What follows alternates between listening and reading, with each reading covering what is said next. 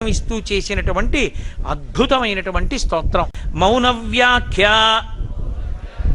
ప్రకటిత పరబ్రహ్మతత్వం యువానం వర్షిష్ఠాంతే వసదృషిగణైః ఆవృతం బ్రహ్మనిష్టైః ఆచార్యేంద్రం కరకలిత చిన్ముద్ర ఆనందరూపం స్వాత్మారామం ముదితవదనం దక్షిణామూర్తిమీడే